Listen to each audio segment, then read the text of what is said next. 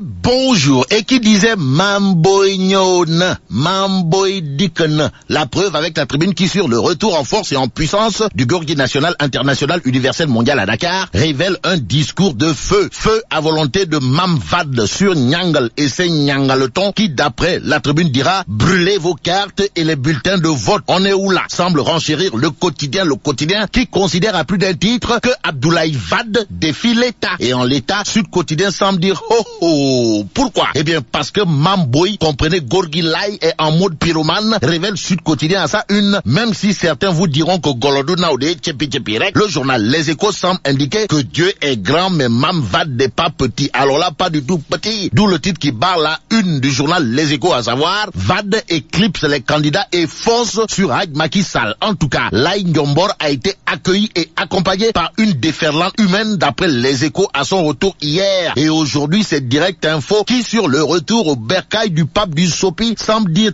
Ndiombor. Pourquoi? Eh bien parce que Ndiombor, comprenez, Mamvad reprend son trône de chef d'état-major général de l'opposition et président incontesté, voire incontestable de la rue publique. Ce que rend public Direct Info porte sur un fait, à savoir le secrétaire général du PDS, en l'occurrence Lai Ndiombor Wade, un véritable phénomène de la nature malgré son âge avancé. Et pour avancer, prenons enquête qui, sur le Radiaré d'un après-midi sur l'axe Dias-Dakar, semble rappeler que sous le Caire, du côté Refeigne. En tout cas, Wade tout feu, tout flamme. Voilà le titre qui barre la une du journal Enquête et Source A de présenter Abdoulaye Wade comme une créature hors série. Pourquoi hors série? Eh bien, parce qu'en dépit de ses 94 ans hors TVA, Astafourla, ses 94 ans pile poil, et malgré tout le mal dit de lui depuis 2012, le Gorgui national, international, universel, mondial reste totalement, voire complètement dans le cœur des Sénégalais. Mais aux Sénégalaises et aux Sénégalais, Vox Populi avertit en titrant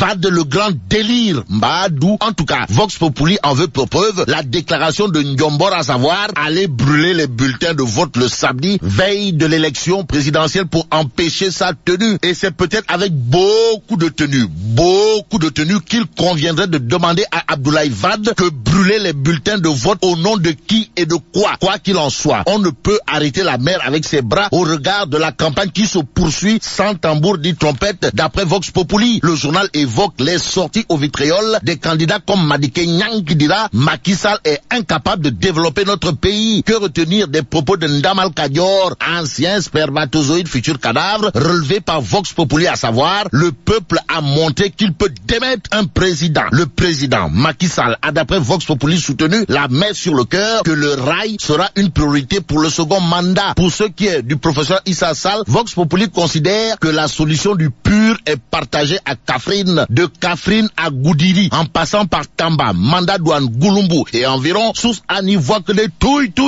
et des Ngandi Mamukuru Baïfal. En d'autres termes, ça cogne et ça dérape, d'après Source A. En attendant, terminons avec Réumi Quotidien qui, sur l'affaire Khalifa Ababakar Sall, indique que la CEDEAO se déclare compétente en la matière et annonce son délibéré pour ce vendredi. Et là, mais la tchidong de Tchokonam Tchokol. Bon, à jour J-16, disons Euskui et vive le Sénégal.